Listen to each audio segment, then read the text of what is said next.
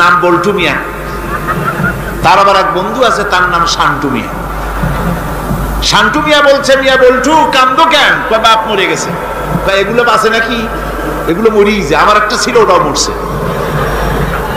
চিরকাল কারো বাপ থাকে, সুতরাং এত মন খারাপ কেন?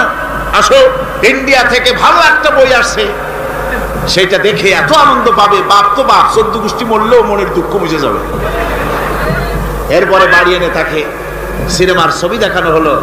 ছবি সে দেখলো, ফেরার সময় বাপের কবরের কাছ থেকে যাওয়ার সময় দাঁড়িয়ে গেল ক্ষণিকের জন্য। আহারে বাপ, বিদায় হয়ে গেলা, কি দেব তোমার? কিছু তো নাই আমার কাছে, তাই সারা রাত ধরে যা কিছু দেখলাম এগুলি তোমার আমল নামায় দিয়ে গেলাম। জোরে কর নাউযুবিল্লাহ। আমি সমস্ত পিতাদেরকে বলতে চাই, সন্তানদেরকে কোরআন শিখান, কাজে লাগবে। কোরআন শিখালে কাজে লাগবে। কোরআন শরীফ মুখস্থ করে, বেশি করে মুখস্থ করেন কোরআনে কারীম, আপনার ফায়দা হবে। হযরত ওমর রাদিয়াল্লাহু তাআলা আনহু বর্ণনা করছেন যে রাসূল কারীম সাল্লাল্লাহু আলাইহি ওয়াসাল্লাম বলেছেন, ইউকালু লিসাহিবিল কুরআনি ইকরা ওয়ারাত্তিল কামা কুনতা তুরাত্তিলু ফিদ দুনিয়া। কিয়ামতের দিন জান্নাতীদেরকে, বেহেশতীদেরকে আল্লাহ রাব্বুল আলামিন বলবেন, কোরআন শরীফ তেলাওয়াত করো আর উপরের দিকে উঠতে থাকো। কোরআনে যেভাবে দুনিয়ার বুকে কোরআনে কারীম তুমি মুখস্থ করেছিলে, ধীরে ধীরে তেলাওয়াত করতে, ওইভাবে ধীরে ধীরে কোরআন তেলাওয়াত করো আর উপরের দিকে উঠতে থাকো। আল্লাহ পাক বলতে থাকবেন, উপরের দিকে ওঠো, তেলাওয়াত করো আর ওঠো। উঠতে উঠতে যেই জায়গায় গিয়ে তোমার তেলাওয়াত শেষ হয়ে যাবে, জান্নাতের ওই জায়গাটা তোমার জন্য বরাদ্দ হবে। আবু দাউদ শরীফের হাদিস, জান্নাতের ওই জায়গাটা তোমার জন্য বরাদ্দ হবে। এখন যাদের শুধু সূরা ইখলাস আর সূরা কাউসার মুখস্থ, তারা তো 2 পা আগাই বসে যাবে, উঠতে পারবেন না। বেশি বেশি মুখস্থ করেন, হাফেজে কোরআন হন অথবা হাফেজের মতো হন।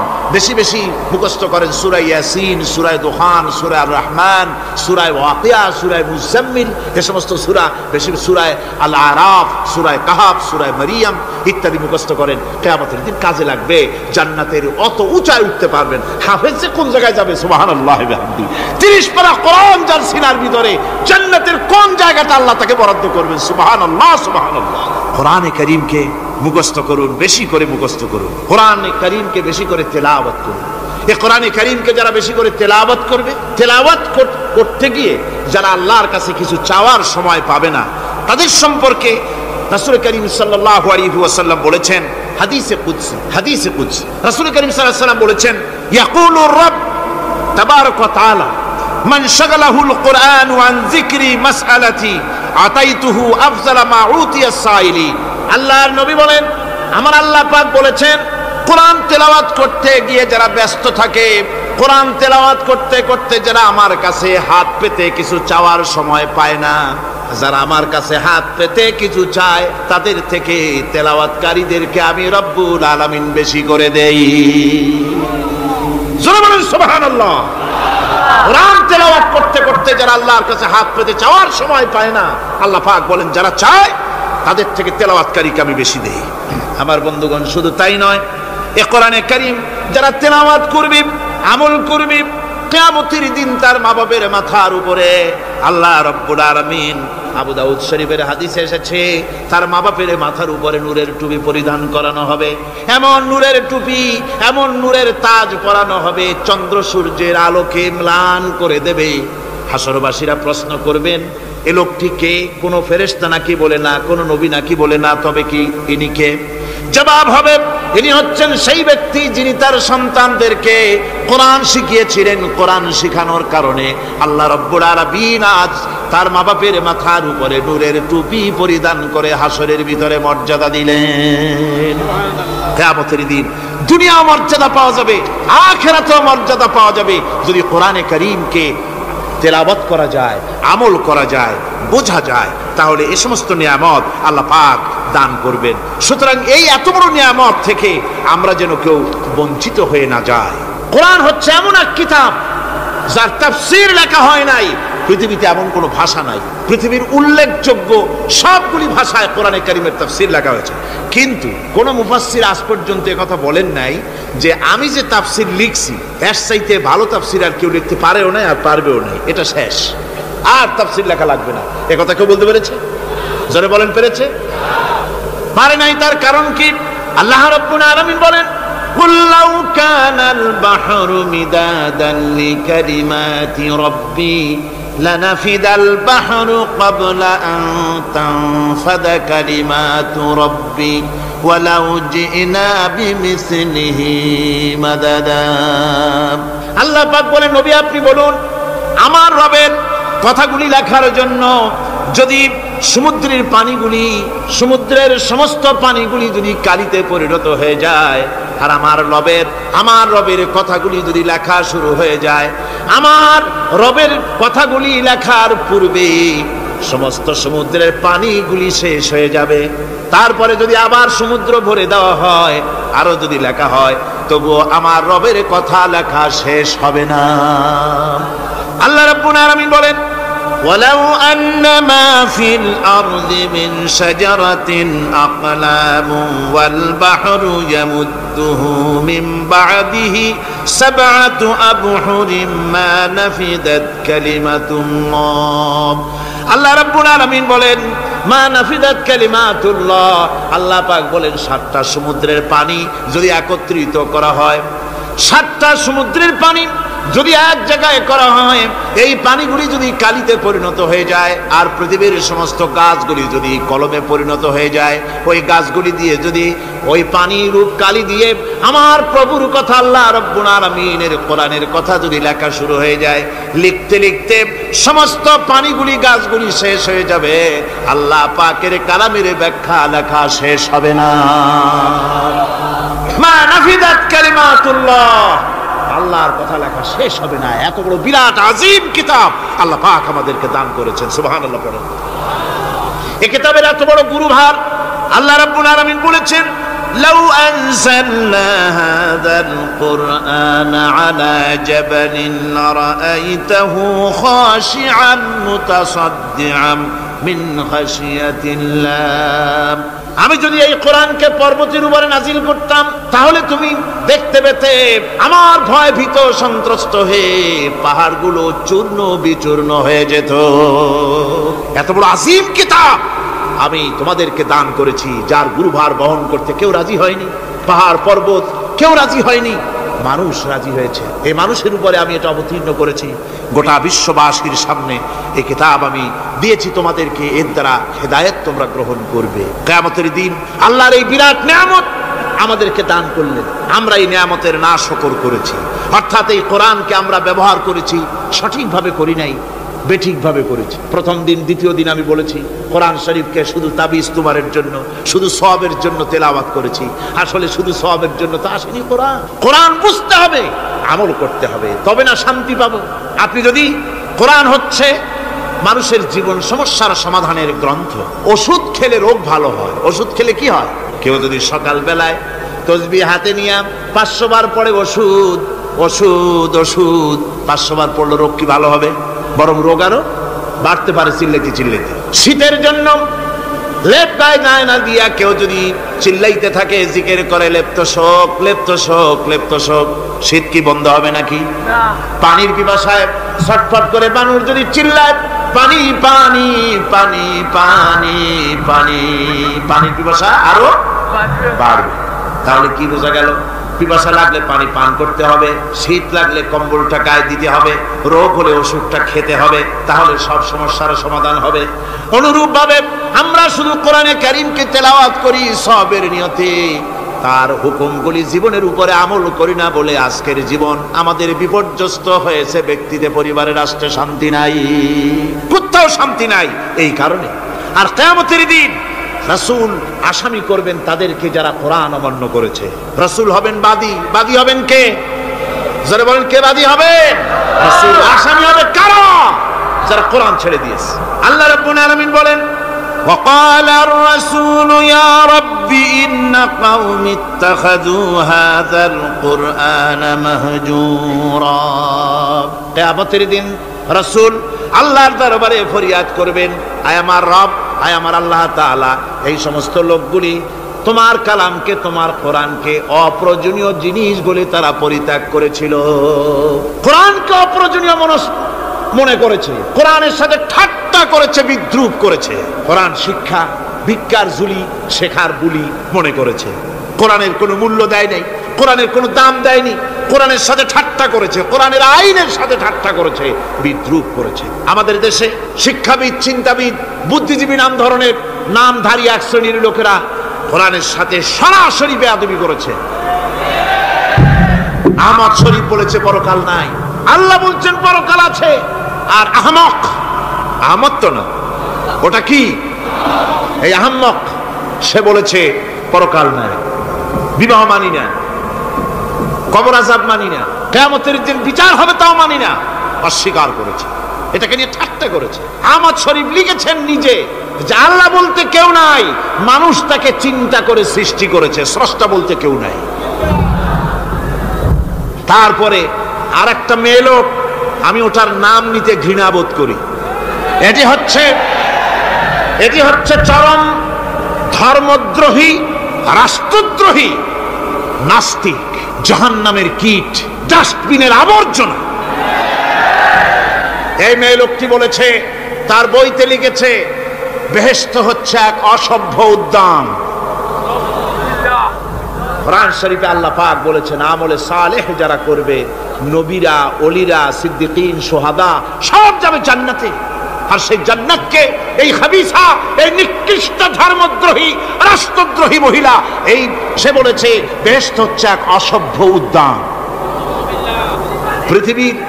পৃথিবীর অতৃপ্ত বহুগামী পুরুষেরা তাদের থাকার জায়গা হবে ওই বেহেশতের মধ্যে। যেরকম নাউজুবিল্লাহ। এই মেয়ে লোকটি সমগ্র নারী জাতির কলঙ্ক। ভারত, বাংলাদেশের শ্রেষ্ঠ শত্রু ভারত, এই শয়তানকে পয়সা দিয়া পুষতেছে। কলকাতায় দাওয়াত দিয়ে আনন্দ পুরস্কার দিয়েছে। সে তার বইয়ের মধ্যে, কত বড় নির্লজ্জই মেয়ে, বইয়ের মধ্যে লিখছে, বাসে বসে আমি যখন দেখি ছেলেরা পেশাব করার জন্য বাস থামলি বাসের থেকে নেমে দেওয়ালের পাশে গিয়ে প্যান্টের বোতাম খুলে পেশাব করে, আর মেয়েরা চুপ করে বসে থেকে পেশাবের যন্ত্রণা নিয়ে কষ্ট পায়, আমি আনন্দ পাবো সেই দিন যেদিন মেয়েরাও বাস থেকে নেমে দেওয়ালের পাশে দাঁড়িয়ে পেশাব করতে পারবে।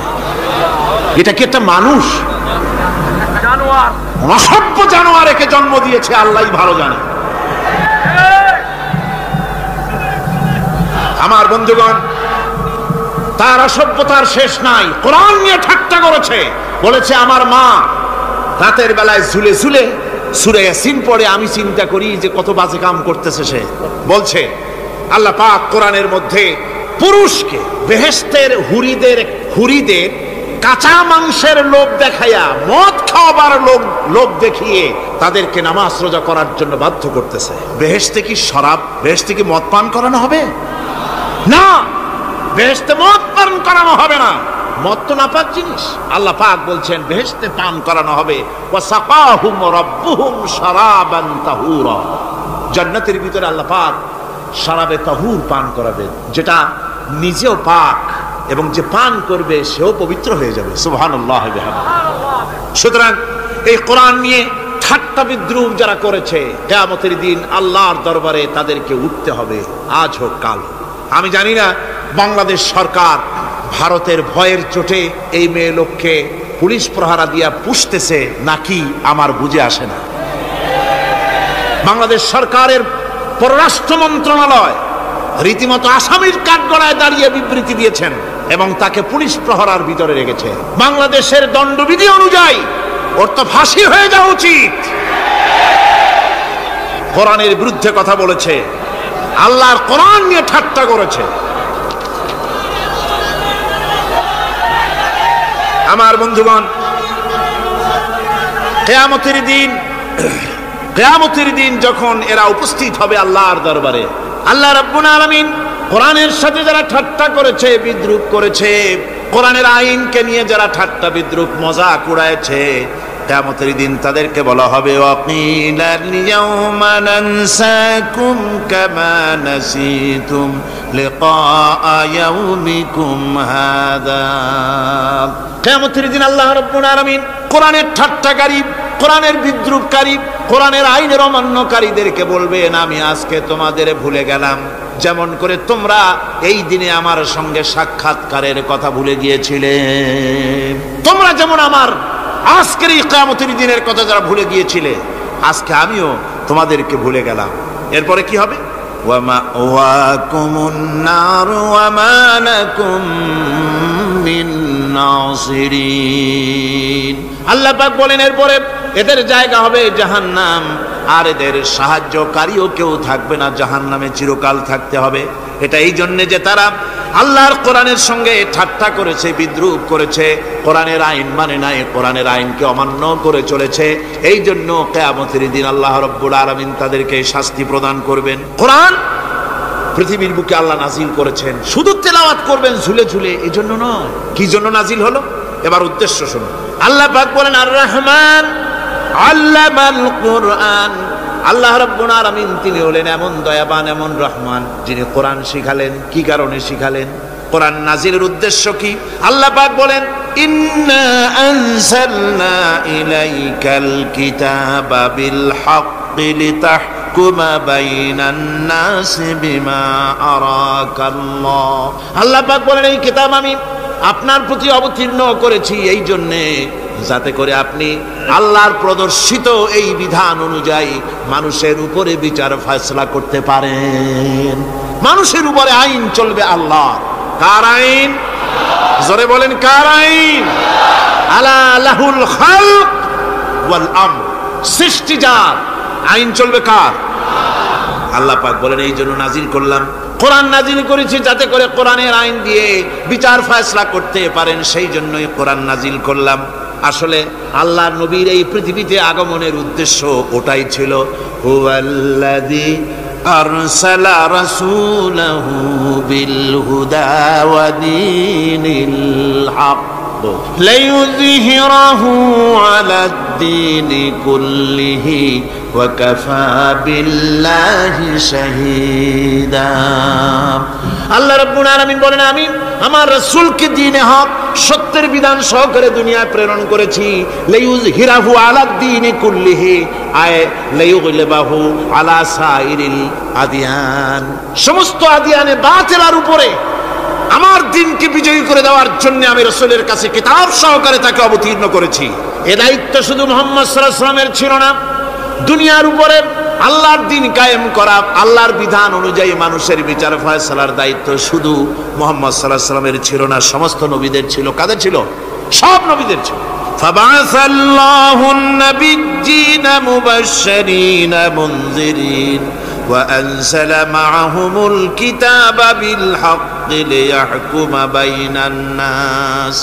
আল্লাহ পাক বলেন সমস্ত নবীদের কাছে আমি কিতাব অবতীর্ণ করেছি এই জন্যে যে তারা সহজ এবং সোজা পথে যারা চলতে চায় তাদেরকে তিনি সুসংবাদ দিবেন, আর বাঁকা পথে যারা চলবে তাদেরকে তিনি জাহান্নামের ভীতি প্রদর্শন করবেন। আর আমি তার উপরে যে কিতাব অবতীর্ণ করেছি এই কিতাব দিয়ে জনগণের উপরে বিচার ফয়সালা করবে, আইন চলবে আল্লাহর কিতাব দিয়ে। আইন চলবে কি দিয়ে? আল্লাহর কিতাব দিয়ে। আল্লাহর কিতাব অনুযায়ী জনগণকে পরিচালিত করবেন। এই জন্য আমি এই কোরআনকে নাজিল করেছি, অতীতেও এই কিতাবগুলি নাজিল করেছি। কুল ইয়া আইয়ুহান নাসু ক্বাদ জাআকুমুল হাক্কু মির রাব্বিকুম। আল্লাহ পাক বলেন নবী আপনি বলে দেন, আপনি বলুন হে মানব সকল, আল্লাহর পক্ষ থেকে তোমাদের জন্য মহাসত্য এসেছে। এই মহাসত্য যদি অনুসরণ করো তোমাদের জন্য কল্যাণকর হবে। ওমান দাল্লা ফাইন্নামা ইয়াদুল্লু আলাইহা। আর যদি কোরআনকে অমান্য করো, আল্লাহর কিতাবকে অমান্য করো, তাহলে তোমাদের জন্য অকল্যাণ হবে। আজ আপনারা বলেন আল্লাহর কিতাবের আইন কি আমাদের দেশে চলে? কোরআনের আইন কি চলে? চলে না। কোরআনের আইন চলে না। আমরা কি খুব শান্তিতে আছি? খুব আরামে আছি? শ্রমিকরা তাদের শ্রমের মূল্য পায়, কৃষক তার উৎপাদিত পণ্যের সঠিক দাম পায়, নারী তার সতীত্বের মর্যাদা পায়। জনগণ কি আরামে ঘুমাতে পারে? না, জনগণ রীতিমতো দুবেলা পেট পুরে সমস্ত জনগণ খেতে পারে। এর একমাত্র কারণ হচ্ছে কোরআনের আইনকে অমান্য করা হয়েছে। ভালো করে কান পেতে শুনুন। আল্লাহ রাব্বুল আলামিন কোরআনে কারীমের মধ্যে পরিষ্কার করে বলেছেন ওয়ামান লাম ইয়াহকুম বিমা আনজালাল্লাহু ফাউলাইকা হুমুল কাফিরুন। যারা নাকি আমার দেওয়া বিধান অনুযায়ী, কোরআন অনুযায়ী যারা বিচার ফয়সালা করে না, ফাউলাইকা হুমুল কাফিরুন, ফাউলাইকা হুমুজ জালিমুন, ফাউলাইকা হুমুল ফাসিকুন। যারা আমার দেওয়া বিধান অনুযায়ী বিচার ফয়সালা করে না, তারা কাফির, তারা জালিম, তারা ফাসিক। সুতরাং এর ভিতরে এই জুলমের মধ্যে জালিমদের অন্তর্গত, ফাসিকদের অন্তর্গত হয়ে বাংলাদেশের বহু মুসলমান, পৃথিবীর বহু এলাকার মুসলমান এর মধ্যে লিপ্ত হয়ে আছে। কোরআনের আইন চালু না করলে পরে, কোরআনের আইন না মানলে পরে জালিম হতে হবে, কাফির হতে হবে, ফাসিক হতে হবে। অর্থাৎ যতখানি না মানবেন ততখানি এই বিশেষণে বিভূষিত হতে হবে। এক শ্রেণীর লোক আছে যারা বলে বেড়ান ধর্ম আর রাজনীতি আলাদা। বলেন কিনা কন? যারা বলেন, বলে কিনা ধর্ম আর রাজনীতি আলাদা? তারা বলেন আমরা ধর্ম নিরপেক্ষ থাকতে চাই। তারা কি থাকতে চায়? ধর্ম নিরপেক্ষ থাকতে চায়। কোরআনে কারিমে এই ধর্ম নিরপেক্ষবাদীদের ব্যাপারে কোরআন কি বলছে শুনুন। আল্লাহ রাব্বুল আলামিন বলেন, আলাম তারা ইলাল্লাযীনা ইয়াজউমুনা আন্নাহুম আমানু বিমা উনজিলা ইলাইকা ওয়া মা উনজিলা মিন ক্বাবলিক। আল্লাহ পাক বলেন, হে নবী, তুমি কি সেই সব লোকদেরকে দেখেছো যারা দাবি তো করে যে আমরা আল্লাহর উপর ঈমান এনেছি আর এই কিতাবের উপর ঈমান এনেছি, এর পূর্বে যত কিতাব নাজিল হয়েছে সেসব কিতাবের উপরেও ঈমান এনেছি। ধর্ম নিরপেক্ষবাদীরা তারা তো বলে না যে আল্লাহ মানি না, কোরআন মানি না, একথা বলে না, ওটা বলে না। কি বলে? সেই বলা কথাটাই আল্লাহ এখানে অনেক আগে বলে রেখেছেন। ওরা বলে যে আমরা অবশ্যই আল্লাহকে মানি, আল্লাহর কিতাব মানি, এর পূর্বে যত কিতাব নাজিল হয়েছে সেগুলোও মানি, তবে ইউরিদুনা আইয়াতাহাকামু ইলাত তাগুত, তারা চায় তাদের জীবনের সমস্ত সমাধান সমস্যার জন্য তাগুতের কাছে যেতে চায়। তাগুতকে, আল্লাহকে বাদ দিয়ে তারা যেতে চায় কোথায়? তাগুতের কাছে। জোরে বলেন, কিসের কাছে যেতে চায়? তাগুতের কাছে। তাগুত বলে কারে? তাগুত বলা হয় যে নিজে আল্লাহর আইন মানে না এবং অপরকেও আল্লাহর আইন অমান্য করতে বাধ্য করে, তাকে বলা হয় তাগুত। ওরা বলে ধর্ম আর রাজনীতি আলাদা। কোরআন মানি কিন্তু কোরআনের আইন মানি না। ওরা কোরআন মানে ঠিকই, বলে যে কোরআন মানি, কিন্তু কোরআনের আইন মানে। তাহলে এ মানি বলার অর্থটা কি? এর মূল্যটা কোথায়? কোরআন যদি মানো তো কোরআন বলেছে সুদ খেও না, আমাদের দেশে সুদ চলছে না। কোরআন বলেছে বিবিকে পর্দায় রাখো, পর্দায় কি রাখা হচ্ছে? কোরআন বলেছে ওজনে কম দিও না, তা কি মানা হচ্ছে? কোরআন বলেছে আমার আইন দিয়ে দেশ শাসন করো, তা কি করা হচ্ছে? সুতরাং ধর্মনিরপেক্ষ মতবাদ যেটা, এই মতবাদটা কোরআনের দৃষ্টিতে কুফরি মতবাদ। ধর্মনিরপেক্ষ মতবাদ কি? জোরে বলেন, ধর্মনিরপেক্ষ মতবাদ কি? কোন মুসলমান, যে ব্যক্তি নিজেকে মুসলমান বলে দাবি করে, ধর্মনিরপেক্ষ মতবাদ সে বিশ্বাস করতে পারে না, জায়েজ নাই, হারাম। আফাতুমিনুনা বিবাদিল কিতাব ওয়া তাকফুরুনা বিবাদ, তোমরা কোরআনের কিছু অংশকে মেনে নিবে আর কিছু অংশকে করবে অস্বীকার। এটা যদি করো দুনিয়ার জীবনে পাবে দুনিয়ার জীবনে জিল্লতি আসবে, লাঞ্ছনা আসবে, আর কিয়ামতে পাবে জাহান্নামের শাস্তি। সুতরাং ধর্মনিরপেক্ষ মতবাদের অর্থ তারা বলে যে ধর্মহীনতা নয়, আসলে কিন্তু ধর্মনিরপেক্ষ মতবাদের অর্থই হলো ধর্মহীনতা। ঠিক কিনা কন? যারা বলেন ঠিক কিনা? এই ধর্মনিরপেক্ষ মতবাদ আমাদের দেশের জন্ম হয় নাই, এর জন্ম হয়েছে ইউরোপ সভ্যতায়। প্রাচীন ইউরোপ সভ্যতায় এর জন্ম হয়েছিল, সেখান থেকে তার আন্ডা বাচ্চা ভারতে এসেছিল। ভারত থেকে এই আন্ডা বাচ্চার কিছু অংশ 1972 সালে তদানীন্তন সরকারের মাথার উপরে ভারত চাপিয়ে দিয়েছিল। সেই ধর্মনিরপেক্ষ মতবাদ 1972 সনের সংবিধানে লেখা হলো, কিন্তু 1982 সনে যখন সংবিধান আবার অ্যামেন্ডমেন্ট করা হলো, তখন ধর্মনিরপেক্ষতার কপালে ঝাঁটা মেরে বিদায় করা হয়েছে। বাংলাদেশে ধর্মনিরপেক্ষ মতবাদ চলতে পারে না। ধর্মনিরপেক্ষ মতবাদের কথা আমাদের দেশে তারাই বলে যারা 72 সনে ক্ষমতায় ছিলেন। তারা ধর্মের সাথে কি ব্যবহার করেছেন আমরা ভুলে যাই নাই, আপনারা ভুলে গেছেন। 1972 সনে দেশের সমস্ত বিশ্ববিদ্যালয়ের মনোগ্রাম থেকে ইকরা বিসমি রাব্বিকাল্লাযী খালাক রাব্বি জিদনি ইলমা কোরআনে কারীমের এই আয়াতকে বিদায় করে দেওয়া হয়েছিল। শাসনতন্ত্রের শিরোনামে বিসমিল্লাহকে গ্রহণ করা হয় নাই। শুধু তাই নয়, কোরআনে কারীম যেখানে তেলাওয়াত করা হয় তখনকার সময় রেডিওতে, টেলিভিশনে ওই 72 থেকে 3 বছর, এবং এখনো সেই দলটি মিটিং করতে গিয়ে, কোনো জায়গায় কিছু করতে গিয়ে আগে কোরআন শরীফ, তারপরে গীতা, তারপরে বাইবেল, এগুলি হচ্ছে মুনাফিকের লক্ষণ। কিসের লক্ষণ? যেখানে যেই টেবিলে, যেই মঞ্চে কোরআন তেলাওয়াত হয়, বাইবেল গীতা পড়া হারাম, পড়া হতে পারে না। কোরআনের চাইতে শ্রেষ্ঠ কিতাব আল্লাহর দুনিয়া আছে? সমস্ত কিতাবকে রদ করেছে কোরআন। হযরত ওমর রাদিয়াল্লাহু তাআলা আনহু রাসূল করিম সাল্লাল্লাহু আলাইহি ওয়াসাল্লামের কাছে গিয়ে তাওরাতের একটা পাতা পড়তেছিল। হযরত আবু বকর রাদিয়াল্লাহু তাআলা আনহু সেখানে চলে এলেন। এসে দেখেন রাসূল করিম সাল্লাল্লাহু আলাইহি ওয়াসাল্লামের চেহারা মোবারক লাল হয়ে গিয়েছে গুসায়। হযরত আবু বকর বললেন, ওমর, তুই যদি এর থেকে মরে যেতিস, তুই যদি এর থেকে মরে যেতিস, তুই যদি এর থেকে মরে যেতি। 3 বার বললেন। হযরত ওমর শিউরে উঠলেন, হতচকিত হয়ে উঠলেন। আবু বকর আমাকে মরার কথা বলছেন কেন? তিনি তাকিয়ে দেখেন রাসূল করিম সাল্লাল্লাহু আলাইহি ওয়াসাল্লামের চেহারা মোবারক গুসায় লাল হয়ে। হযরত ওমর বলছেন, ইয়া রাসূলুল্লাহ, আমার এবং আমার পিতা মাতার জীবন আপনার কদম মোবারকে উৎসর্গ হয়ে যায়। আমি অপরাধ করেছি, কি অন্যায় করেছি হুজুর আমাকে? হুজুর বলছেন, ওমর, তুমি যে তাওরাতের পাতা আমার সামনে পড়তেছো, এই তাওরাত যার উপরে নাজিল হয়েছিল, সেই মুসা আলাইহিস সালাম যদি আজকে বেঁচে থাকতেন, তাহলে আমার উম্মতের ভিতরে শামিল হয়ে যাওয়া তার জন্য ফরজ হয়ে যেত। অতীতের সমস্ত কিতাবকে রদ করা হয়েছে, সমস্ত শরীয়তকে বন্ধ করা হয়েছে। সুতরাং কোন মুসলমানের প্ল্যাটফর্মে যেখানে কোরআন তেলাওয়াত হয়, বেদ, বাইবেল, গীতা পড়া হারাম সেখানে। এই মুনাফিকরা তাও করে থাকে। আমার মুসলমান ভাইয়েরা, নজরুল ইসলাম কলেজের ইসলাম শব্দ বাদ দিয়ে নজরুল কলেজ করা হয়েছিল। সলিমুল্লাহ মুসলিম হলের মুসলিম শব্দ বাদ দিয়ে শুধু সলিমুল্লাহ হল করা হয়েছিল। তার মানে ধর্ম এদের কলিজায় আগুন জ্বালিয়ে দেয়। ইসলামের নাম বরদাস্ত হয় না, কোরআনের নাম বরদাস্ত হয় না। আর বরদাস্ত হয়নি বলেই আল্লাহ পাক তার ইন্তেকাম নিয়েছে। আমার বক্তব্য হচ্ছে, কোরআনে কারীম পৃথিবীতে এসেছে শাসন করতে দুনিয়াকে। তার মধ্যে রয়েছে রাজনীতি, অর্থনীতি, সব।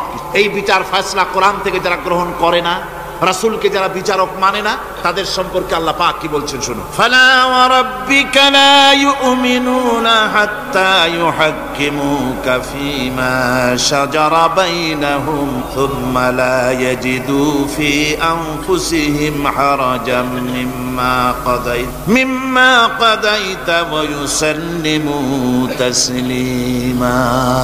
আল্লাহ রাব্বুল আলামিন বলেন, ফালা ওয়া রাব্বিক, কখনো নয় হে নবী, আপনার রবের কসম, কখনোই নয়, ওরা মুমিন নয় যারা নাকি তাদের জীবনের সব কিছুর ব্যাপারে যতক্ষণ পর্যন্ত আপনাকে বিচারক না মানে, আপনার দেওয়া ফয়সালাকে গ্রহণ না করে, এবং আপনি বিচার করার পর ফয়সালা দেওয়ার পরে এটার উপরে দ্বিধাহীন চিত্তে মেনে যতক্ষণ না নিবে, ততক্ষণ পর্যন্ত তারা যত ঈমানের দাবি করুক, তারা আসলে মুমিন না। এ ফতোয়া কার? এ ফতোয়া কার? আল্লাহ রাব্বুল আলামিনের ফতোয়া। কখনো মুমিন হতে পারবে না যারা রাসূলুল্লাহকে ফয়সালাকারী হিসেবে গ্রহণ না করবে, কোরআনকে সংবিধানের উৎস হিসেবে গ্রহণ না করবে। কোরআন এসেছে আইনের কিতাব হিসেবে পৃথিবীর মানুষকে পরিচালিত করার জন্য। আজ এই কোরআনের আইন যারা মানে সেখানে শান্তি পায়, কোরআন যেখানে মানে না সেখানে শান্তি হয় না। আল্লাহ পাক পরিষ্কার বলেছেন, কোরআনের আইন মেনে চলো। আর যারা এই কোরআনকে অমান্য করবে তাদের শাস্তি কি হবে? আল্লাহ পাক বলেন, আল্লাযীনা কাযযাবু বিল কিতাবি ওয়া বিমা আরসালনা বিহি রুসুলানা ফাসাউফা ইয়ামালুন। আল্লাহ পাক বলেন, আমি যে কিতাব নাজিল করেছি, এই কিতাবকে যারা মিথ্যা মনে করে, কিতাবকে যারা অস্বীকার করে, কোরআনের আইন যারা মানে না, আমি যে রাসূলের উপরে যা নাজিল করেছি সেগুলির উপরে যারা ঈমান আনে না, এগুলিকে যারা মানে না, তাদের জন্য এর পরিণতি তারা খুব শীঘ্রই টের পাবে। খুব শীঘ্রই তাদেরকে পরিণতি দেওয়া হবে। কিয়ামতের দিন তাদেরকে আল্লাহ রাব্বুল আলামিন জাহান্নামে প্রবেশ করাবেন। কোরআনের অবমাননাকারীদের জায়গা কোথায় হবে? কোথায় হবে তাদের জায়গা? জাহান্নামের ভিতরে হবে। সুতরাং আমরা কোথায় যেতে চাই? জাহান্নামে না জান্নাতে? বেহেশতে যদি যেতে চাই, দুনিয়ায় যদি শান্তি চাই, এবং আখিরাতে যদি মুক্তি পেতে চাই তাহলে আমাদেরকে কোরআনের আইনকে মানতে হবে। কিসের আইন মানা লাগবে? কোরআনের আইন মানতে হবে। কোরআনে কারীমের নাজিল হলো, আল্লাহ পাক যে কোরআন আমাদের শিখালেন, আর রহমান আল্লামাল কোরআন, যে কোরআন তিনি আমাদের শিখালেন। এই কোরআন নাজিলের পদ্ধতি ছিল মদিনা এবং মক্কা, রাসূলের মক্কি জিন্দেগিতে কিছু নাজিল হয়েছে, আর মদনী জিন্দেগিতে নাজিল হয়েছে কিছু। মক্কা শরীফে যেগুলি নাজিল হয়েছে সেই সূরাগুলো ছিল তাওহীদ, রিসালাত এবং আখিরাতের উপরে নির্ভর করে। আর মদনী সূরা যেগুলি ছিল সেগুলি ফৌজদারি দণ্ডবিধি, উত্তরাধিকারী আইন, তারপরে যাকাত, ওসর, যুদ্ধ, সন্ধি, বন্দি, এরপরে রয়েছে স্বরাষ্ট্রনীতি, পররাষ্ট্রনীতি, অর্থনীতি, জীবন পরিচালনার সমস্ত বিধি আর ব্যবস্থা মদনী জিন্দেগির সূরাগুলিতে, অবতীর্ণ সূরাগুলিতে আল্লাহ রাব্বুল আলামিন নাজিল করেছেন। কোরআন শরীফ মানুষের সকল সমস্যার সমাধান দিয়েছে। এখানে আমি এখন তার কিছু নমুনা পেশ করছি আপনাদের সামনে, আপনাদের বোঝার জন্য যে কোরআন, অনেকে বলে যে কোরআনের তাফসীরের ভেতরে রাজনীতির আলোচনা হয়। রাজনীতি সেইটুক করি যেটুকুন আল্লাহ কোরআনে করেছেন। জোরে কোন আলহামদুলিল্লাহ। এর থেকে বালাই কিছু বলি নাকি? না। কোরআন যেটুকুন করেছে, রাসূলুল্লাহ যেটুকুন করেছে, একজন মুসলমান হিসাবে তা করা আপনার আমার জন্য কি? সুন্নত, নফল। ওইটা করা কি? জোরে কোন। এটা করা আমাদের জন্য ফরজ। সেই জন্য আমি কিছু নমুনা পেশ করছি আপনাদের সামনে, বুঝতে পারবেন যে কোরআন শুধু নামাজের কথা নিয়ে আসে নাই। কোরআনের মধ্যে আয়াত সংখ্যা কত? ৬,৬৬৬। এটা ঠিক না, কিছু কম আছে। ৬,০০০ কয়েক শত, ভালো করে গুনে দেখা দরকার। তো এই যে আয়াতে কারিমা যেগুলি রয়েছে এর মধ্যে মাত্র ৫০০ আয়াত হচ্ছে হুকমে শরঈ। ভালো করে শুনুন, ৫০০ আয়াত আদেশ এবং নিষেধ জাতীয়। এটা করো, ওটা করো না, এটা হালাল, ওটা হারাম। এ হলো ৫০০। তো এই যদি ৫০০ হয় তাহলে বাকি ৬,০০০ কি? বাকি ৬,০০০ ইতিহাস, দর্শন, বিজ্ঞান, রাজনীতি, অর্থনীতি, সমাজনীতি, উত্তরাধিকারী আইন, পররাষ্ট্রনীতি, স্বরাষ্ট্রনীতি, মানুষের জীবনে যা দরকার, ইহকাল, পরকাল, কবর, হাসর, মিজান, সিরাত, জান্নাত, জাহান্নাম, এসব কিছু আল্লাহ পাক বাকি হাজার হাজার আয়াতের মধ্যে বলেছেন। তো ৫০০ আয়াতের পরিচিতি আমাদের জানা আছে, নামাজ, রোজা, হজ, যাকাত, হালাল, বৈধ, অবৈধ ইত্যাদি সম্পর্কে। কিন্তু বাকি আয়াতগুলিতে আমাদের জীবন পরিচালনার ব্যাপারে আল্লাহ পাকের কথা শুনুন, কিভাবে এ কথাগুলি আল্লাহ পাক আমাদের বলছেন। বিচার পদ্ধতি সম্পর্কে শুনুন। কোরআন যে বিচার পদ্ধতি আমাদেরকে দিয়েছেন, নিরঙ্কুশ ন্যায় বিচারের কথা কোরআন বলেছে। কোরআন বলেছে বিচার হতে হবে কি ধরনের? ওয়াইদা হাকামতুম বাইনান নাসি আন তাহকুমু বিল আদল। কোরআন শরীফ বলেছে তোমরা যখন লোকদের মাঝে বিচার ফয়সালা করবে তখন অবশ্যই সুবিচার করবে, জাস্টিস, ন্যায় বিচার করবে। এই ন্যায় বিচার করতে গিয়ে তোমার সামনে যদি বিজাতীয় কোনো লোক আসামি হয়ে দাঁড়ায়, অমুসলিম, তখন বিচারটা কিভাবে করবে? কোরআনে কারীম বলছি, ওয়ালা ইয়াজরিমান্নাকুম শানাআনু কওমিন আলা আল্লা তা'দিলু। কোন বিশেষ শ্রেণীর বিচার কাজ করতে গিয়ে, কোন বিশেষ শ্রেণী বা জাতির বিচার কার্য পরিচালনা করতে গিয়ে তাদের প্রতি বিদ্বেষ যেন তাদেরকে, তুমি যেন জুলুম করে না বসো, তখন যেন তুমি ইনসাফ করতে পারো, তাদের উপরে জুলুম করবে না। সে যদি তোমার জাতের লোক না হয়, বিচার করতেছে, তুমি বিচারক হিসাবে সঠিক বিচার করবে, বিচারের মানদণ্ডকে কখনো খেলাধুলা করবে না, ভালো সুবিচার করবে। এটা হচ্ছে কোরআনে কারীমের কথা। আর আত্মীয় স্বজনের বিচার সম্পর্কে বলা হচ্ছে যে তোমরা বিচার নিয়ে, সুবিচার নিয়ে তোমরা দাঁড়াও, দণ্ডায়মান হও সুবিচার নিয়ে। মুসলমানেরা তোমরা যখন বিচার করবে তখন এই বিচার করতে গিয়ে ওয়ালাউ আলা আনফুসিকুম আবিল ওয়ালিদাইনে ওয়াল আকরাবিন, সে যদি তোমার নিজের বিরুদ্ধেও যায় বিচার, তা যদি তোমার সন্তান সন্ততি, ভাই ব্রাদার, মা বাপ ইত্যাদির বিরুদ্ধেও যদি চলে যায়, ইয়াকুন গানিয়ান আও ফাকিরান, যদি সে গরিব হয়, যদি সে ধনীও হয়, বিচারের বেলায় কোনো রকম তারতম্য করবে না, আপন হোক পর হোক, বিচার করতে হবে সঠিক। এটা কার কথা? আল্লাহর। জোরে বলেন কার কথা? পৃথিবীর কোন ধর্মগ্রন্থে কথা বলেছে? পৃথিবীর কোন জাতি কথা বলেছে? কোরআন বলেছে এই সুবিচারের কথা। সুবিচার করতে হবে, বিচারের বেলায় খবরদার আপন পর এবং কোন ধর্মের লোক এই চিন্তা করতে যেও না। কোরআনে কারীমের মধ্যে রয়েছে ফৌজদারি দণ্ডবিধি, জুডিশিয়াল ল, ফৌজদারি দণ্ডবিধি। এখানে একটা কথা বলে নিতে হয় আল্লাহর আইন। মূল কথাটা কি? আল্লাহর আইন। আল্লাহর আইনের কথা শোনা মাত্রই এক শ্রেণীর লোকেরা মনে করে আল্লাহর আইন মানেই হলো হাত কাটা, আল্লাহর আইনের অর্থই হলো গলা কাটা, আল্লাহর আইনের অর্থই হলো দৌড়া মারা। এটা একটা বাজে কথা। আল্লাহ পাকের আল্লাহ কি এইরকম একটা বদমেজাজি দারোগার মতো আল্লাহ যে মানুষ পাইলেই খালি পিটাবে আর হাত কাটবে? একটা কথা হইল? হাত কাটা, গলা কাটা, এটা কখন সুবিচার প্রতিষ্ঠিত হয়ে যাবে, খাওয়া পড়ার গ্যারান্টি মিলবে, তারপরে যদি কেউ চুরি করে দৃষ্টান্তমূলক শাস্তি দাও হাত কেটে। এর আগে না। মদিনা মুনাওয়ারায় হযরত ওমর রাদিয়াল্লাহু তাআলা আনহুর সময় অনাবৃষ্টির কারণে দুর্ভিক্ষ দেখা দিয়েছিল। তখন হযরত ওমর জাস্টিসদেরকে, ম্যাজিস্ট্রেটদেরকে ডেকে পরিষ্কারভাবে এলান করে দিয়েছিল, এখন যদি কোনো চোর ধরা পড়ে এই দুর্ভিক্ষ চলাকালীন, কোন চোর যদি ধরা পড়ে আর প্রমাণিত হয় পেটের জ্বালায় চুরি করেছে, খবরদার তার হাতকে তোমরা কাটবে না, খবরদার হাত কাটবে না। ইসলাম তো আগে পেটে দেয়। আগে কোথায় দেয়? পেটে। তারপরে দেয় পিঠে, আগে দেয় না। মানুষের খাওয়া পড়া, শিক্ষা, চিকিৎসা, বাসস্থান সবটার গ্যারান্টি দেওয়া হয়। মদিনায় যখন এই গ্যারান্টি এসে গেল, চোরের হাত কাটা আইন মক্কায় নাজিল হয় নাই, নাজিল হয়েছে মদিনা মুনাওয়ারায় রাসূলের মদনী জিন্দেগিতে। কোন সময়? যখন রাসূলুল্লাহ প্রেসিডেন্ট। রাসূলুল্লাহ কি? যারে কোন রাসূলুল্লাহ কি? রাষ্ট্রপতি। সেই সময় মানুষ দরজা খুলে ঘুমাবার সুযোগ পেল, খাওয়া পড়া, শিক্ষা, চিকিৎসা, বাসস্থানের গ্যারান্টি পেল। এই সময় আল্লাহ রাব্বুল আলামিন তিনি যখন দেখলেন ইসলামী সমাজ ব্যবস্থা কোরআনের আইনের মাধ্যমে মানুষ সব রকমের নিরাপত্তা লাভ করেছে, পেটের সমস্যার সমাধান হয়ে গেছে, তখন আল্লাহ আইন জারি করলেন, আস-সারিকু ওয়াস-সারিকাতু ফাকতাউ আইদিয়াহুমা। চোর পুরুষ হোক আর নারী হোক, উভয়ের হাত কেটে দাও।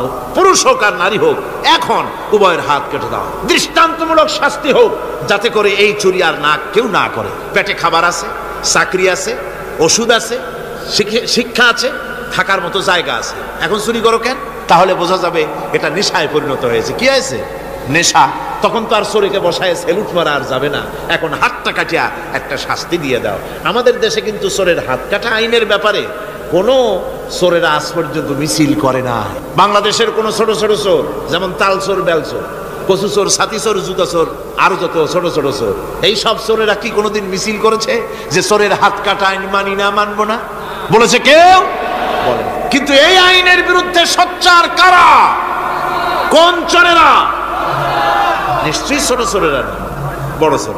যারা তাল বেল চুরি করে না, বরং কলমের খোঁচা দিয়া সরকারের, জনগণের লক্ষ কোটি কোটি টাকা পকেটস্থ করেন মেহেরবানি করে, ওই সব। তারা মনে করেন যদি এই আইন চালু হয়ে যায় তাহলে তালচোর বেলচোরের তো কোনো ক্ষতি নাই, ইসলামী রাষ্ট্র চালু হলে পরে তো সকলের পেটে ভাত আসবে, ওই তাল বেল আর চুরি করা লাগবে না, তাদের তো সুবিধা। কিন্তু মুসিবতটা তো আমাদের হবে।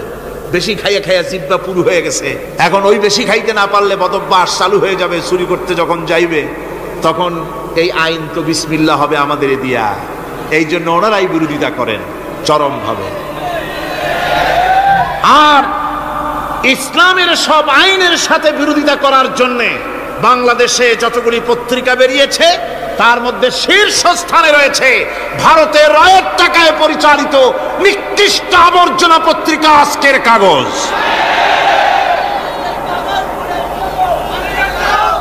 ওই কাগজে, এই কাগজের একটা প্রবন্ধ লেখা হয়েছে আজ। সেই প্রবন্ধে লেখা হয়েছে ধর্মভিত্তিক রাজনীতি এমনি এমনি নিষিদ্ধ করা যাবে না, সম্ভব হবে না, এটাকে একেবারে গোড়া থেকে উপড়ে ফেলে দিতে হবে। মাওবাড়ির আবদার, ভারতের টাকা নিয়ে লাফালাফি করছে আজকে তারা। বাংলাদেশ থেকে ধর্মভিত্তিক রাজনীতি নিষিদ্ধ ঘোষণার জন্য পায়তারা চালাচ্ছে এই পত্রিকার মাধ্যমে। এই পত্রিকার একমাত্র কাজ গোটা জাতি সত্তাকে দ্বিধা বিভক্ত করা, ইসলামের বিরুদ্ধে ইয়াং জেনারেশনকে খেপিয়ে তোলার জন্য আদা পানি খেয়ে লেগেছে। ধর্মভিত্তিক রাজনীতি নিষিদ্ধ ঘোষণা করার জন্য আপ্রাণ প্রচেষ্টা চালাচ্ছে। সংসদে পর্যন্ত এই বক্তব্য উঠানো হয়েছে, তাই না? সংসদে উত্থাপিত হয়েছে ধর্মভিত্তিক রাজনীতি নিষিদ্ধ ঘোষণা করতে হবে। আমি বলেছি ধর্মভিত্তিক রাজনীতি নিষিদ্ধ ঘোষণা করে ফেলেছিল রাশিয়া। রাশিয়ার যেই পার্লামেন্টে বসে ধর্মভিত্তিক রাজনীতি নিষিদ্ধ ঘোষণা করা হয়েছিল, যে পার্লামেন্টের ঘোষণার বলে লক্ষ লক্ষ মুসলমানদেরকে জবাহ করা হয়েছে রাশিয়ায়, যে পার্লামেন্টের ঘোষণার বলে মসজিদ মাদ্রাসা ভেঙে চুরে একাকার করে দেওয়া হয়েছিল রাশিয়ায়, যেই পার্লামেন্টে বসে আলেম ওলামা পীর দরবেশদেরকে হত্যা করার জন্য নির্দেশ দেওয়া হয়েছিল রাশিয়ার যে পার্লামেন্ট থেকে, সেই দেশ আজ আর আস্ত নাই, দেশটা টুকরা টুকরা হয়ে গিয়েছে। বাংলাদেশের পার্লামেন্টে আজকে যারা এই দুঃসাহসিক কথা বলছেন, ধর্মভিত্তিক রাজনীতি নিষিদ্ধ ঘোষণা করার কথা যারা উচ্চারণ করছেন, রাশিয়ার পার্লামেন্টের ইতিহাস ভুলে যাবেন না। বাংলাদেশে 11.5 কোটি তৌহিদি জনতার তৌহিদি রক্ত, তৌহিদি চেতনা সমস্ত শরীরে মাথায় আর রগ রেশায় টকবক করছে ইসলামী চেতনা, ইসলামের রক্ত। এই মুসলমানদের সাথে আগুন নিয়ে খেলা করার চেষ্টা করো না। আমার বন্ধুগণ, কোরআনের আইন বন্ধ করার ক্ষমতা কারো নাই। আইন চালু হলে পরেই শান্তি আসবে। ওরা বিরোধিতা করছে, ওরা বলছে চোরের হাত কাটা আইন, এটা হচ্ছে একটা অমানবিক ব্যাপার। আইনটা কার? আল্লাহ। মানুষগুলি কার? তা তোমারা তো দরদ কেন? মায়ের চাইতে মাসির দরদ বেশি, এটা কি খুব সুলক্ষণ? না, এটা দারুণ কুলক্ষণ। সুতরাং আল্লাহ রাব্বুল আলামিন তার আইন হচ্ছে শাশ্বত আইন। চোরের হাত কাটা আইন অর্থ এ নয় যে বাংলাদেশ ইসলামী দল যদি ক্ষমতায় আসে পাইকারি দরে চোরের হাত কাটা আরম্ভ করবে না।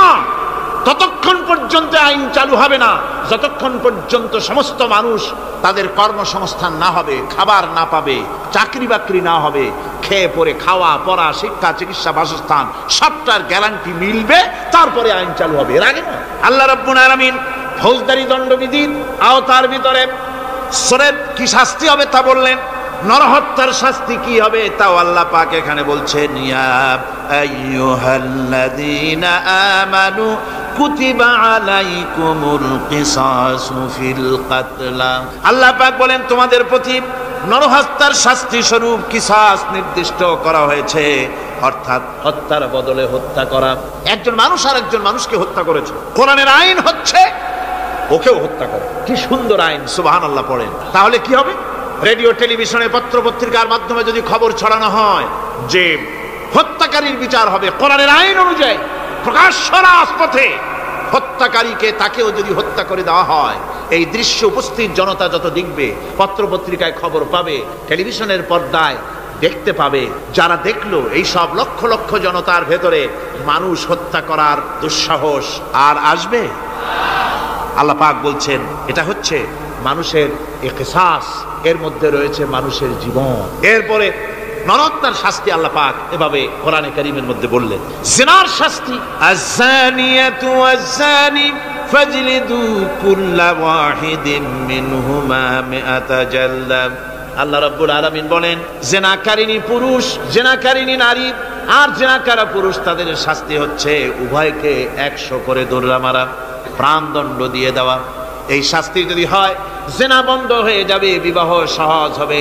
ইসলামী রাষ্ট্র হলে পরে জেনা করা কঠিন হবে, বিবাহ করা সহজ হয়ে যাবে। এটা হচ্ছে কোরআনের আইনের সুন্দর বিধান। জেনার শাস্তি, চোরের শাস্তি, নরহত্যার শাস্তি জুডিশিয়াল লয়ের আওতায়, ফৌজদারি দণ্ডবিধির আওতায় এগুলি পড়ে। এগুলি সব কোরআন শরীফে আছে না নাই? আছে কিনা? তাহলে কি করে আপনি বলবেন আপনি ধর্ম নিরপেক্ষ? আপনি শুধু ধর্ম আপনার ব্যক্তিগত ব্যাপার আর রাজনীতি একটা আলাদা ব্যাপার। এবারে আল্লাহ রাব্বুল আলামিন মদ পান সম্পর্কে, যারা মদ পান করবে, জুয়া খেলবে যারা, তাদের সম্পর্কে মদ্যপায়ীদের ব্যাপারে আল্লাহ পাক বলছেন, ইন্নামাল খামরু ওয়াল মাইসিরু ওয়াল আনসাবু ওয়াল আজলামু রিজসুম মিন আমালিশ শাইতানি ফাজতানিবুহু। আল্লাহ পাক বলেন নিঃসন্দেহে মদ, জুয়া এবং পাশা, এই সমস্ত খেলাকে, এই সমস্ত জিনিসকে নাপাক ঘোষণা করা হয়েছে। এগুলি সব হতেছে শয়তান কর্তৃক উদ্ভাবিত নোংরা কাজ। এগুলি শয়তানের কাজ। মদ আর জুয়া কার কাজ? যারা বলেন কার কাজ? শয়তানের কাজ। সুতরাং ফাজতানিবুহু, এর থেকে তোমরা ফিরে থাকো। আল্লাহ বলছেন মদ এবং জুয়া মানুষকে আল্লাহর জিকির থেকে ফিরায় রাখে। ফাহাল আনতুম মুনতাহুন, এগুলি শোনার পরেও কি তোমরা এর থেকে ফিরে থাকবে না? এবার আল্লাহ রাব্বুল আলামিন ওজনে কম দেওয়া সম্পর্কে বলছেন, যারা ব্যবসায়ী, অনেক ব্যবসায়ী আছে, ব্যবসা করতে গিয়ে ধর্ম ব্যক্তিগত ব্যাপার, ব্যবসার মধ্যে ধর্ম নিতে চাই না। কয় যে ধর্ম দারুণ পবিত্র জিনিস, এত পবিত্র, শুধু মসজিদে থাকবে, শুধু মাদ্রাসায় থাকবে, আমার জীবনের বিস্তীর্ণ অঙ্গনে ধর্ম ঢুকতে পারবে না। তার মানে ভাবখানা এই, আল্লাহ এবং রসুলকে বলে দেওয়া হচ্ছে, হে আল্লাহ হে রসুল, তোমাদের উপরে 144 জারি করে দিলাম, শুধু মসজিদে আর খানকায় থাকো, মাদ্রাসায় থাকো, আমাদের জীবনের বিস্তীর্ণ অঙ্গনে তোমাদের কোনো প্রবেশের অধিকার নাই। জোরে কর নাউজুবিল্লাহ। আল্লাহ পাক মানুষের জীবনের সকল ক্ষেত্রে আইন চলবে আল্লাহ, ইনিল হুকমু ইল্লা লিল্লাহ, আইন চলবে কার? ওই আল্লাহ রাব্বুল আলামিন বলেন, ওজনে কম দিও না, ওয়াউফুল কাইলা ইযা কিলতুম ওয়াজনু বিল কিসতাসিল মুস্তাকিম। মেপে যখন কোনো জিনিস দিবে পরিমাপে কম দিবে না, ওজন করে যখন দিবে ওজনেও কম দিবে না। আল্লাহ পাক কোরআনে কারীমের মধ্যে সুন্দর করে সব কথা বলে দিলেন, ওজনে কম করো না, পরিমাপে কম করো না, সঠিকভাবে এটাকে দিও। ইয়াতীমের মাল সম্পর্কে কোরআন বলছে, ওয়ালা তাকরাবু মালাল ইয়াতীম ইল্লা বিল্লাতী হিয়া আহসান। ইয়াতীমের মাল ভক্ষণ করা তো দূরের কথা, এর নিকটবর্তী হয় না। তবে হ্যাঁ, এতিম বয়সপ্রাপ্ত হওয়া পর্যন্ত যদি আমানত রাখো সেটা ভিন্ন কথা, কিন্তু এতিমের মালকে ভক্ষণ করো না অবৈধভাবে। এতিমের মালের সুরক্ষার জন্য আল্লাহ পাক বলে দিলেন। অশ্লীলতা সম্পর্কে, আজকে সমাজে অশ্লীলতা চলছে, বেহায়ামি, নগ্নতা চলছে, এ সম্পর্কে আল্লাহ পাক বলছেন, কুল ইন্নামা হারামা রাব্বিয়াল ফাওয়াহিশা মা যাহারা মিনহা ওয়া মা বাতান। আল্লাহ পাক বলেন, হে নবী আপনি বলে দেন, আমার প্রভু নিঃসন্দেহে প্রকাশ্য এবং অপ্রকাশ্য সব রকমের নির্লজ্জতা এবং পাপাচারকে নিষিদ্ধ ঘোষণা করেছেন, হারাম করে দিয়েছেন। প্রকাশ্য এবং অপ্রকাশ্য সব রকমের পাপাচারকে, নির্লজ্জতাকে আল্লাহ পাক নিষেধ করেছেন। আজকে আমাদের দেশের টেলিভিশনে যে সমস্ত নির্লজ্জ বিজ্ঞাপন দেওয়া হয়, নারীর দেহের যে সৌন্দর্য প্রদর্শনী করা হয়, এ কি কোনো মুসলমান দেশের করা উচিত? কোন মুসলমানদের জন্য এটা কি বৈধ? আজ নির্লজ্জতা, বেহায়ামি ছড়িয়ে পড়ছে চতুর্দিকে। আল্লাহ পাক নিষেধ করছেন, হারাম করে দিয়েছেন। প্রকাশ্য অপ্রকাশ্য সব রকমের নির্লজ্জতা আল্লাহ পাক হারাম করেছেন। সুদ সম্পর্কে আল্লাহ পাক বলছেন, ওয়াহাল্লাল্লাহুল বাইআ ওয়া হারামার রিবা। আল্লাহ পাক বলেন, আমি সুদকে হারাম করেছি আর ব্যবসাকে করেছি হালাল। ব্যবসা করো, ব্যবসার মধ্যে বরকত আসবে। সুদ নিও না, সুদ দিও না। আজকে সুদের প্রচলন চলছে। আল্লাহর আইন না থাকার কারণে এমন একটা জঘন্য ধরনের অপরাধ আমার জাতি করছে, সুদের মতো নিকৃষ্ট পাপের সাথে গোটা জাতি জড়ায় গেছে। ঠিক কিনা কর? সুদ খাওয়া এবং দেওয়া কি? জোরে বলেন কি? এই সুদের মধ্যে রয়েছে 70টি গুনাহ। তার ছোট্ট গুনাহ হলো নিজের মাকে নেকাহ করা। জোরে কর নাউজুবিল্লাহ। এই মারাত্মক গুনাহ গোটা জাতি জড়িয়ে আছে। এই জন্যে আলহামদুলিল্লাহ, আল্লাহ শুকর আদায় করি যে এখন বাংলাদেশে ইসলামী ব্যাংক চালু হয়েছে, সুদমুক্ত ইসলামী ব্যাংকিং বাংলাদেশে চালু হয়েছে। কোন আলহামদুলিল্লাহ। এতদিন সুদী ব্যাংকে লেনদেন করেছেন, তার না হয় একটা জবাব দিতে পারবেন কিয়ামতের দিন যে আল্লাহ, সুদমুক্ত ব্যাংক ছিল না, করবোটা কি? এই টাকা পয়সা নিয়ে বিপদে পড়ে গেছিলাম, চোরে নেবে, ডাকাতে নেবে, জীবন যাবে, তাই সুদী ব্যাংকে পয়সা রাখছিলাম। হয়তো একটা জবাব, খোড়া অজুহাত খাড়া করতে হয়তো বা পারবেন। কিন্তু সুদমুক্ত ব্যাংক চালু হওয়ার পর সুদী ব্যাংকের সাথে যারা লেনদেন করছেন আর নামাজ রোজাও করছেন, কি জবাব দেবেন কোন কিয়ামতে? নামাজে রক্ত হয়ে গেছে, উজুর পানি নাই, কি করবেন? নামাজ ছেড়ে দেবেন? কি করবেন? তায়াম্মুম করবেন। তায়াম্মুম করে নামাজের মুসাল্লায় দাঁড়িয়ে গেছেন, এমন সময় উজুর পানির খবর এসে গেছে, কি হবে? তায়াম্মুম থাকবে না, ছুটে যাবে। ইসলামী ব্যাংক ছিল না বলে সুদী ব্যাংকগুলিকে তায়াম্মুমের মতো ব্যবহার করেছেন, কিন্তু ইসলামী ব্যাংক এসে গেছে, উজুর পানি এসে গেছে। এখন যদি সুদী ব্যাংকের সঙ্গে লেনদেন চালু রাখেন, মনে রাখবেন অবশ্যই কিয়ামতের দিন আল্লাহর দরবারে আসামির কাঠ গড়ায় দাঁড়াতে হবে। সুদের টাকা দিয়া গার্মেন্টস ফ্যাক্টরি করা হচ্ছে। উদ্বোধনের দিনে মৌলভী সাহেব, তাও পাওয়া যায়, অসুবিধা হয় না। মিলাদের দাওয়াত হয়েছে, কোন টাকা দিয়ে বানাইছে তা জানার দরকার কি? কিছু পয়সা তো হবে। মিলাদ পড়তে গেলেন, কোরআন তেলাওয়াত করলেন, দোয়া করলেন, বরকতের জন্য দোয়া করলেন। কোন জায়গায় বসে তেলাওয়াত করলেন আপনি? কার নামে দরুদ পড়লেন? কোন জায়গায় পড়লেন যে সুদের টাকা দিয়ে ঘরটা তৈরি হলো, আল্লাহর সাথে বাগাওয়াত করা হলো? আবার সেখানে সাইনবোর্ড লাগায়, হাযা মিন ফাদলি রাব্বি, এটা আমার প্রভুর অনুগ্রহ। নাউজুবিল্লাহ। প্রভুর অনুগ্রহ সুদের টাকা দিয়ে ঘর বানানো? কবি বলছেন, ये इमारत बनी है सूद से आए मेरे मुरब्बी, ये इमारत बनी है सूद से आए मेरे मुरब्बी, और उस पे लिखा है हादा मिन फضل रब्बी। এই বিল্ডিং তৈরি হয়েছে সুদের টাকা দিয়ে। আর কি ভাগ্যের বিড়ম্বনা, কি পরিহাস! সেই সুদের টাকার বিল্ডিং এর উপরে লেখা হচ্ছে হাদা মিন ফضل রব্বি, এটা আমার আল্লাহর অনুগ্রহ। নাউযুবিল্লাহি মিন যালিক। কোরআন তেলাওয়াত করে উদ্বোধন করা হচ্ছে, দরুদ পড়ে উদ্বোধন করা হচ্ছে না, আল্লাহর সাথে বাগাবত করা হচ্ছে। সুতরাং আল্লাহ পাক বলছেন আমি সুদকে হারাম করেছি, ব্যবসাকে করেছি হালাল। এই সুদ থেকে যদি না ফেরো, فإن لم تفعلوا فأذنوا بحرب من الله ورسوله। আল্লাহ রাব্বুল আলামিন বলেন যদি এই সুদ থেকে না ফেরো, যদি এই সুদ থেকে বিরত না থাকো, তাহলে আমি আল্লাহ এবং আমার রাসূলের পক্ষ থেকে যুদ্ধের ঘোষণা রইল। পারবেন? আল্লাহ রাসূলের সাথে যুদ্ধ করতে পারবেন? নাউযুবিল্লাহি মিন যালিক। কি মানুষের পক্ষে সম্ভব? সুদ সম্পর্কে আল্লাহ ঘোষণা করলেন কোরআনে কারীমের মধ্যে। এবার ধনী এবং গরিব সম্পর্কে, ধনী আর গরিবের ভিতরে সম্পর্কটা কেমন হবে আল্লাহ পাক কোরআনে কারীমের মধ্যে বলে দিলেন ওয়াফি আমওয়ালিহিম হাক্কুল লিসাইলি ওয়াল মাহরুম।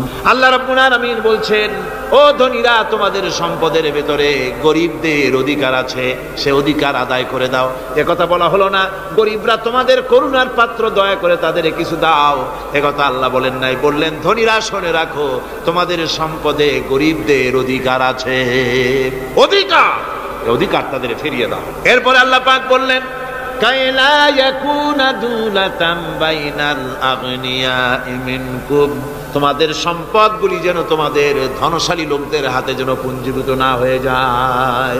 দেশের সমস্ত সম্পদ গুটি কতক লোকের হাতে যেন পুঞ্জীভূত না হয়, বরং তা যাকাত, ফিতরা, সাদকা, এককালীন দান ইত্যাদির মাধ্যমে জনগণের কাছে যেন তা পৌঁছে যায়, এক জায়গায় যেন পুঞ্জীভূত হয়ে না থাকে। এভাবে করে আল্লাহ পাক মানুষের জীবনের সাথে সম্পৃক্ত কথাগুলি বলছেন। রাষ্ট্র ব্যবস্থা সম্পর্কে বলছেন ওয়া আমরুহুম শুরা বাইনাহুম, রাষ্ট্র পরিচালনা করতে গিয়ে তাদের সাথে পরামর্শ ভিত্তিক রাষ্ট্র চালাও, স্বৈরাচার হয়ে ক্ষমতায় বসে থেকো না, ইচ্ছে মাফিক দেশ চালায়ও না, ডিক্টেটর হয়েও না, পরামর্শ ভিত্তিক দেশ পরিচালনা করো। এভাবে করে আল্লাহ রাব্বুল আলামিন রাষ্ট্রপ্রধানকে বললেন ওয়াসাবিরুহুম ফিল আমর, প্রত্যেকটি ব্যাপারে, রাষ্ট্রের সব ব্যাপারে তাদের সঙ্গে পরামর্শ করে নাও, পরামর্শ সবার সঙ্গে পরামর্শ করে পরামর্শের ভিত্তিতে কাজ করো, এমনি স্বৈরাচার হিসাবে কাজ করো না। কোরআন প্রবর্তিত সমাজ সকল নাগরিকের মৌলিক অধিকারের গ্যারান্টি দিয়েছে, জোরে কোন সুবহানাল্লাহ। এখন আমি যে কথাগুলি বলবো, এই কথাগুলি শুধু মুসলমানদের জন্য নয়, হিন্দু, মুসলমান, খ্রিস্টান, বৌদ্ধ, নারী, পুরুষ, সাদা, কালো, বর্ণ, ভাষা, দল, মত নির্বিশেষে সমস্ত মানুষের জন্য নাগরিক অধিকারের গ্যারান্টি দিচ্ছে কে? আল্লাহ পাক। জোরে বলেন কে দিচ্ছেন? আল্লাহ পাক। আল্লাহ পাক জীবনের নিরাপত্তা দিচ্ছেন। কোরআনের আইন যদি চালু হয়, নাগরিকদের জীবনের নিরাপত্তা লাভ হবে, জোরে কোন সুবহানাল্লাহ। কিভাবে হবে? আল্লাহ রাব্বুল আলামিন বলেন ওয়ালা তাকতুলুন নাফসাল্লাতী হারামাল্লাহু ইল্লা বিল হক। আল্লাহ পাক বলছেন যে জীবনকে আল্লাহ হারাম সম্মানী করেছেন, ন্যায় ব্যতীত তাকে খবরদার হত্যা করো না, মানুষকে হত্যা করো না, খবরদার হত্যা করো না।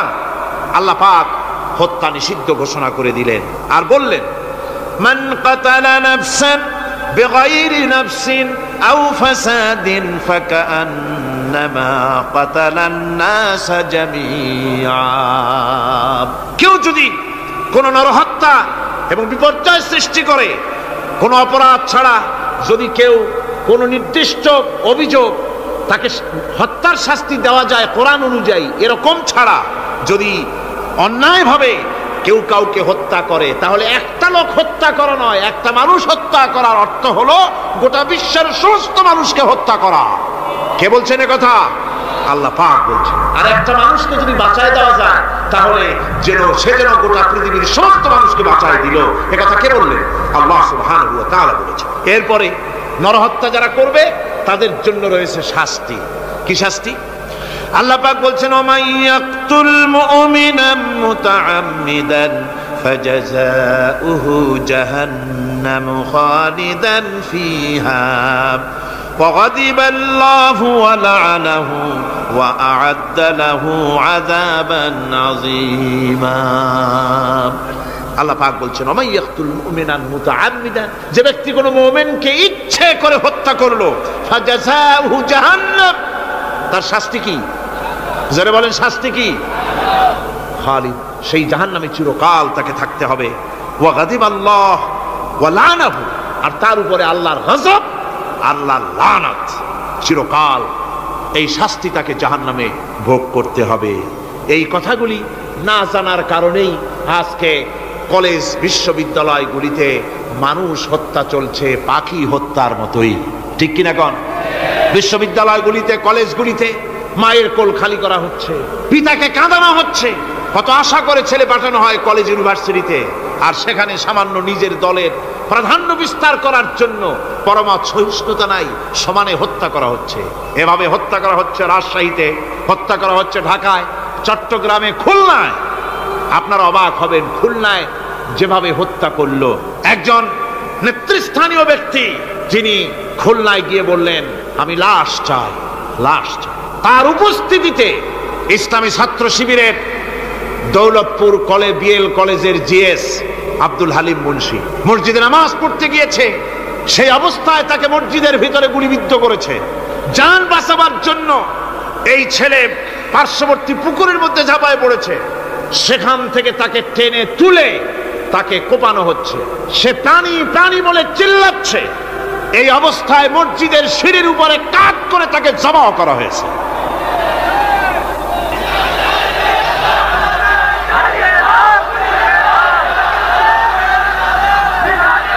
এরপরে খুলনা আলিয়া মাদ্রাসার ছাত্র, এতিম ছাত্র, দুপুর বেলায় খানা খেতে বসেছে, সেই খানা খাওয়া অবস্থায় তাকে গুলি করে ছোরা দিয়ে কুপিয়ে কুপিয়ে তাকে দুনিয়া থেকে বিদায় করা হয়েছে। এভাবে প্রতিটি শিক্ষাঙ্গনে এভাবে মানুষকে মারা হচ্ছে, ছাত্রদেরকে মারা হচ্ছে।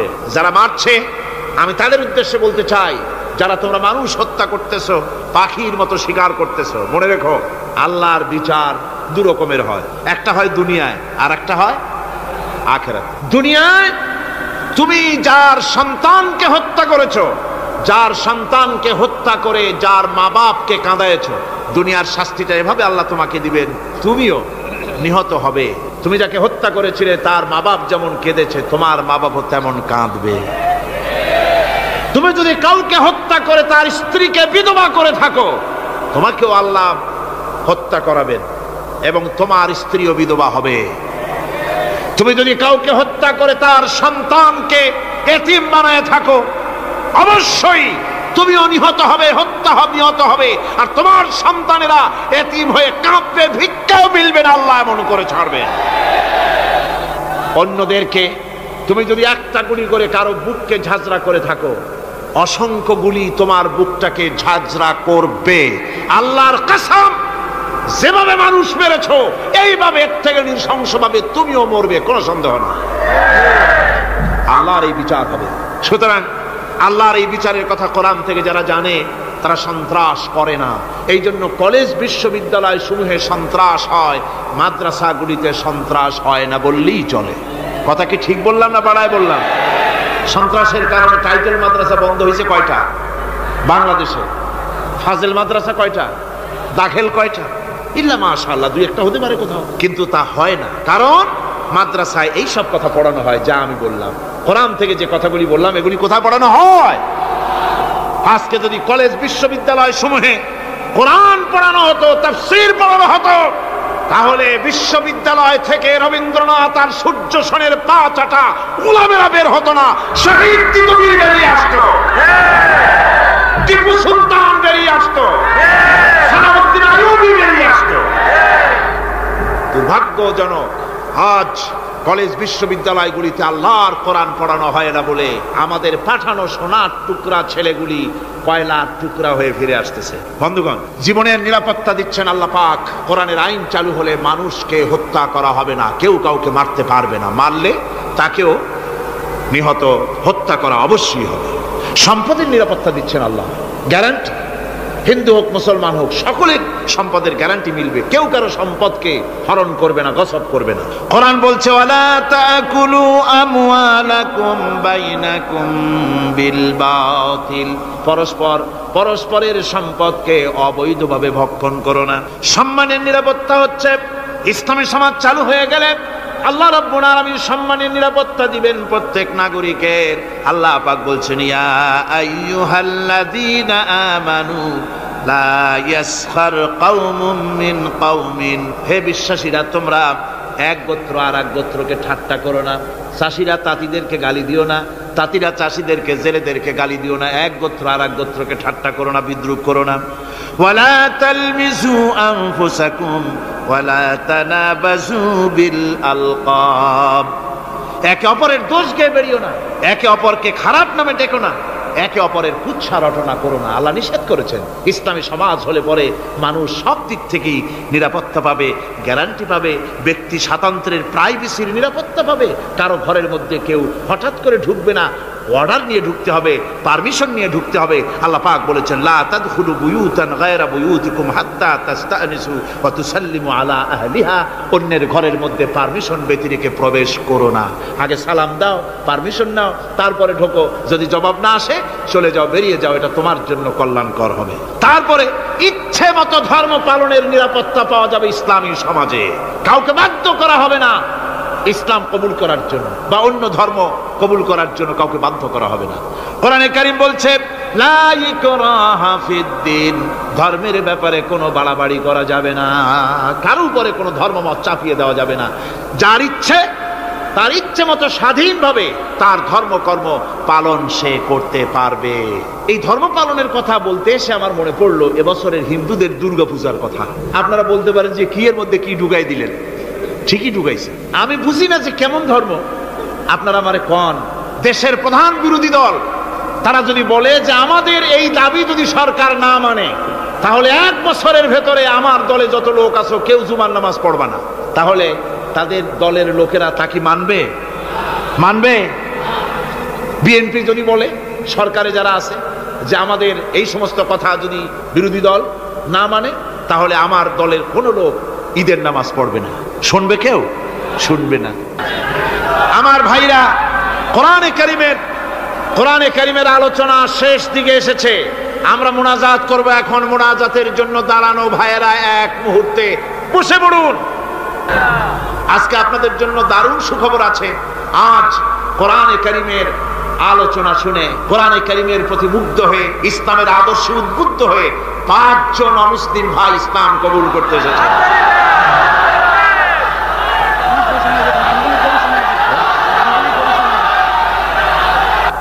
ভেতরে যারা ইসলাম কবুল করবেন তারা আমার সাথে পড়েন, আপনারাও পড়েন, সবাই পড়েন লা ইলাহা ইল্লাল্লাহু মুহাম্মাদুর রাসূলুল্লাহ।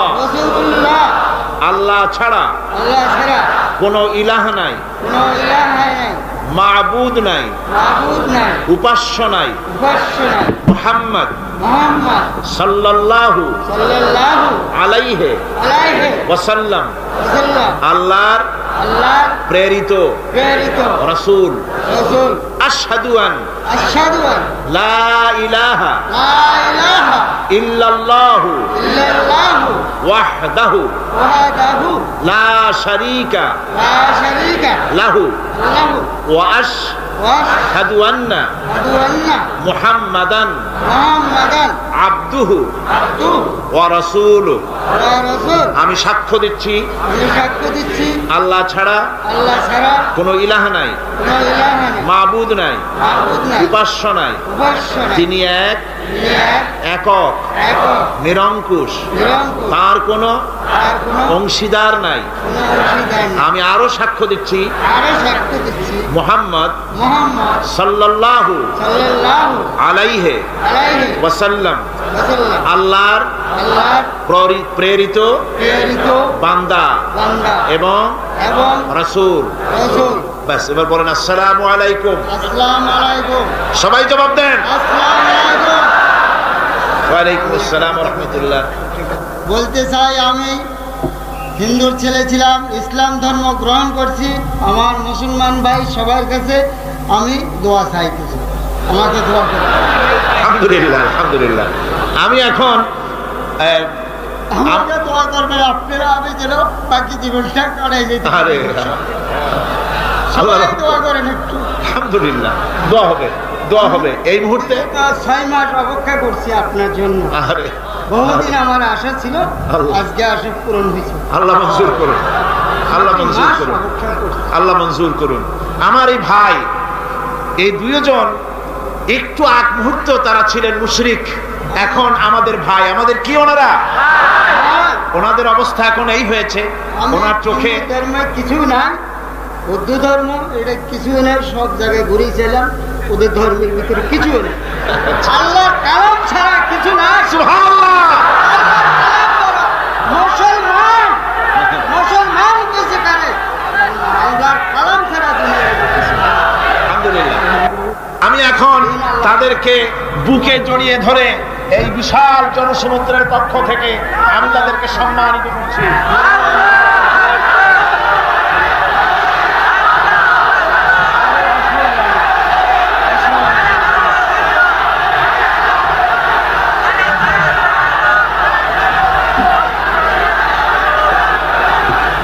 আমরা মুনাজাত করব, আল্লাহর কাছে দোয়া করব। আল্লাহুম্মা আমিন।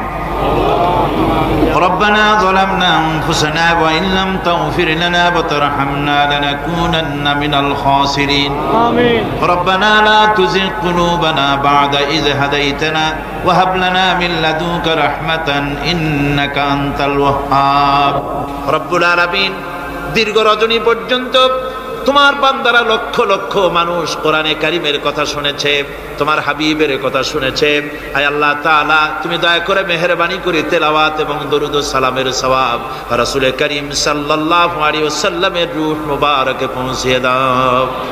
ربنا تقبل منا إنك أنت السميع العليم وتب علينا إنك أنت التواب الرحيم سبحان ربك رب العزة عما يصفون وسلام على المرسلين الحمد لله رب العالمين واجعل آخر كلمة عند الموت لا إله إلا الله محمد رسول الله।